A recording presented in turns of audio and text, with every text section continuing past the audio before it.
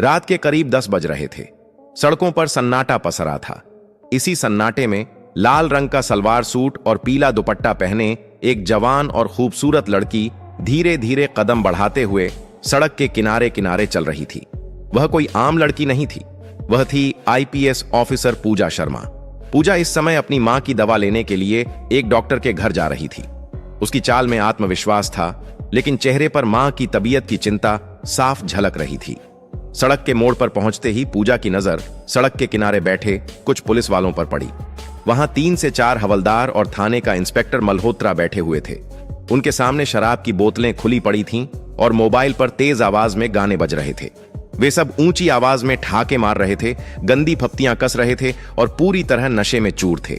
जैसे ही इंस्पेक्टर मल्होत्रा की नजर पूजा पर पड़ी, उसकी आंखें चमक उठीं। उसने बगल में बैठे एक हवलदार को ठोकर मारते हुए कहा, ओए देखो तो, इतनी रात को कौन सी हसीन परी चली आ रही है, चलो थोड़ा मजा लेते हैं। यह सुनकर बाकी हवलदार भी कुटिल हंसी हंसने लगे। उन्हें जरा भी अंदाजा नहीं था कि सामने खड़ी यह लड़की कोई आम राहगीर नहीं, बल्कि उनके ही जिले की आईपीएस ऑफिसर है। पूजा ने जब यह सब देखा तो वह कुछ क्षण के लिए ठिठक गई। उसने गहरी सांस ली और सीधे कदम बढ़ाते हुए उनकी ओर बढ़ी। तुम लोग पुलिस होकर यह सब कर रहे हो? खुलेआम सड़क पर बैठकर शराब पी रहे हो, गंदे गाने बजा रहे हो। सरकार ने शराबबंदी लागू की है और तुम खुद ही कानून तोड़ रहे हो।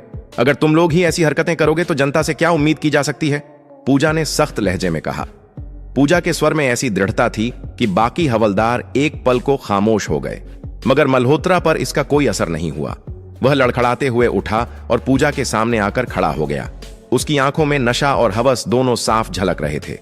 अरे मैडम, आप कहां जा रही हो इतनी रात को?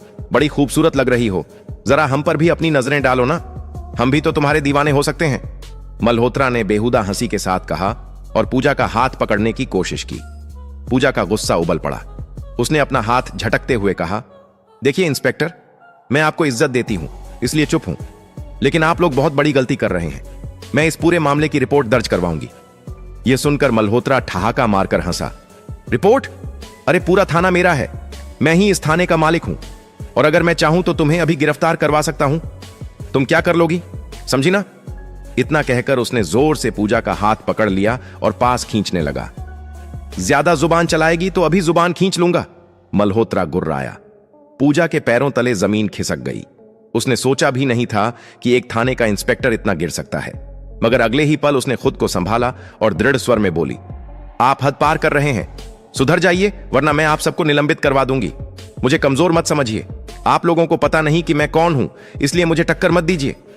मगर मल्होत्रा ने उसकी बातों पर जरा भी गौर नहीं किया। उल्टा उसने पूजा को और कसकर अपनी बाहों में खींच लिया। तुम हमें सस्पेंड करवा सकती हो, तुम अपने आप को समझ क्या रही हो? मल्होत्रा ने झर उगलते हुए कहा। बस, पूजा का धैर्य जवाब दे गया। उसने पूरे जोर से मल्होत्रा के गाल पर एक जोरदार थप्पड़ जड़ दिया। थप्पड़ इतना भारी था कि मल्होत्रा लड़खड़ा गया। गुस्से में तिलमिलाते हुए उसने पास पड़ी शराब की बोतल उठाई और पूरी ताकत से पूजा के हाथ पर दे मारी। बोतल के टुकड़े पूजा के हाथ में धंस गए। खून बहने लगा। दर्द के मारे उसकी सांसें तेज हो गईं, मगर मल्होत्रा वहीं नहीं रुका। उसने पूजा को धक्का देकर पास खड़ी मोटरसाइकिल के किनारे पटक दिया। पूजा दर्द से कराह उठी। उसके दिमाग में सिर्फ एक बात घूम रही थी, अगर मैंने अभी कदम पीछे खींचे तो ये दरिंदे और आगे बढ़ेंगे। वह जमीन पर गिरते हुए भी संभली। आंखों में गुस्से और इरादों की आग लिए उसने अपने फोन की तरफ हाथ बढ़ाया, मगर तभी मल्होत्रा ने उसका फोन झटक कर फेंक दिया। अब माहौल और खतरनाक हो चुका था। बाकी हवलदार भी खड़े हो गए और घेराव करने लगे। पूजा समझ गई कि अब यह मामला सिर्फ बहस का नहीं, जान की बाजी का हो सकता है। रात की उस घटना के बाद पूजा शर्मा का पूरा शरीर दर्द से कराह रहा था। हाथ से खून अब भी रुक रुक कर बह रहा था, लेकिन उसके मन में गुस्सा और आक्रोश किसी भी दर्द से ज्यादा तेज था। वह बमुश्किल खुद को संभालते हुए तेजी से वहां से भागी और सीधा अपने घर पहुंची। दरवाजा बंद करते ही वह बिस्तर पर बैठ गई। उसके कानों में अब भी मल्होत्रा की गंदी बातें गूंज रही थीं। उसकी आंखों में गुस्से के साथ साथ बेबसी भी थी। हमारे जिले के थाने में ऐसी हरकतें हो रही हैं और कोई आवाज तक नहीं उठाता। ना जाने ये लोग कितनी लड़कियों को इस तरह परेशान करते होंगे। पब्लिक अगर शराब पी ले तो उसे पीट पीट कर लॉकअप में डाल दिया जाता है, लेकिन जब पुलिस वाले खुद नशे में सड़क पर दरिंदों की तरह घूम रहे हों तो उन्हें कौन रोकेगा?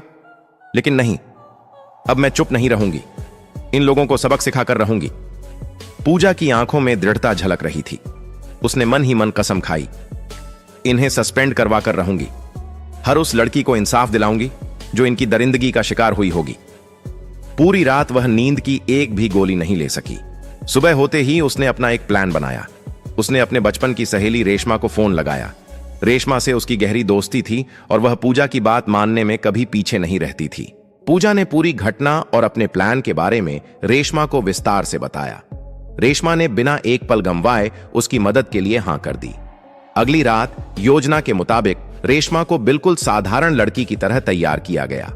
साधारण सलवार सूट पहनकर वह धीरे धीरे सड़क के उसी रास्ते पर चलने लगी जहां पिछली रात मल्होत्रा और उसके हवलदार शराब पी रहे थे।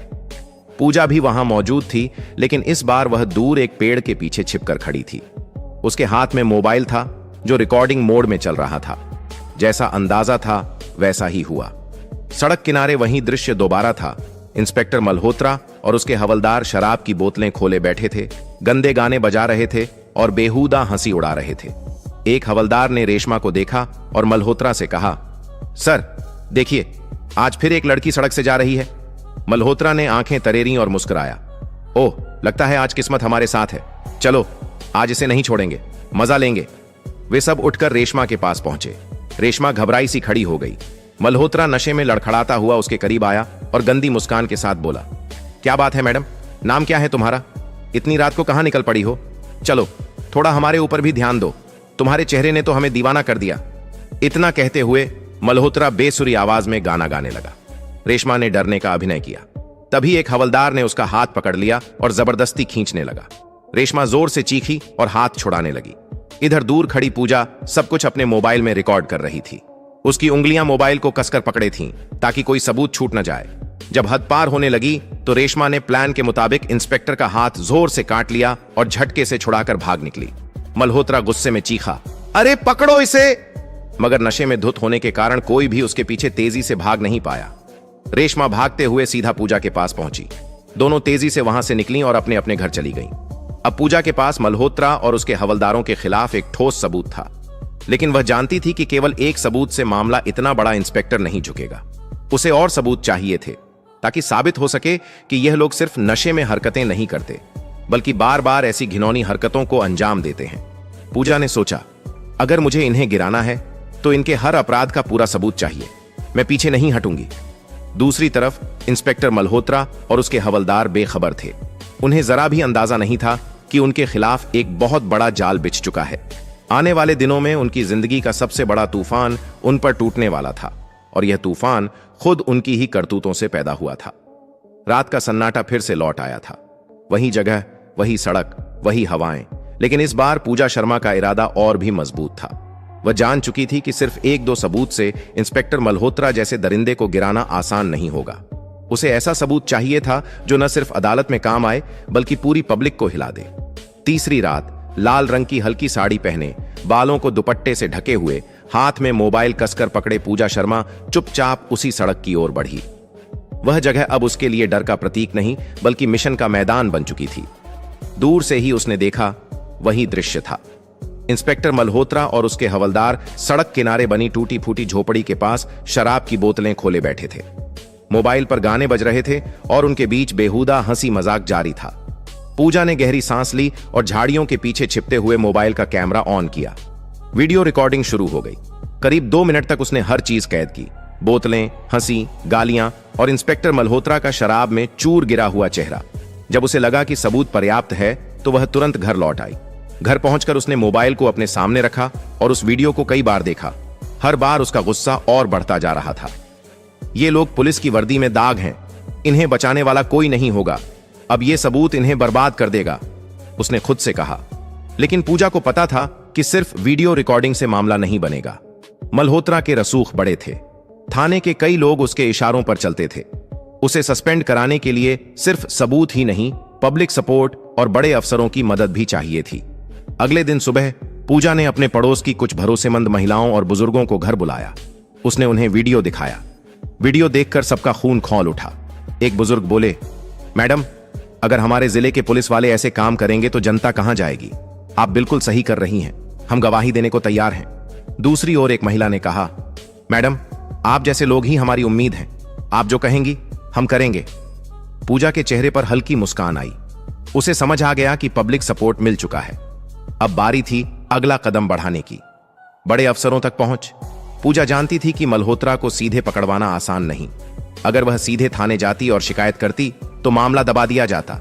इसीलिए उसने तय किया कि वह सीधे जिले के डीएसपी, फिर एसपी और जरूरत पड़ी तो डीएम तक जाएगी।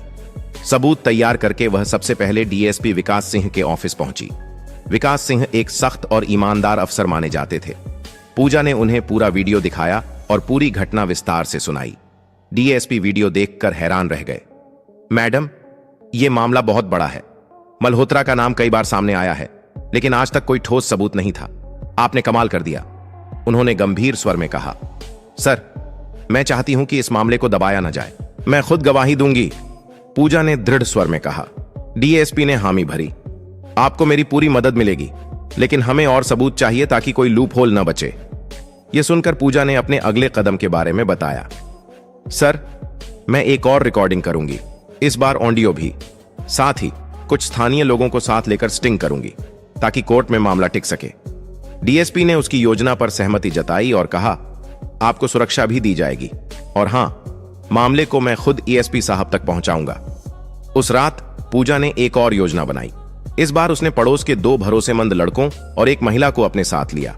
उन्होंने तय किया कि महिला सामान्य राहगीर बनकर वहां से गुजरेगी और बाकी 2 लड़के थोड़ी दूरी पर खड़े रहेंगे। पूजा खुद कैमरे के साथ तैयार रही।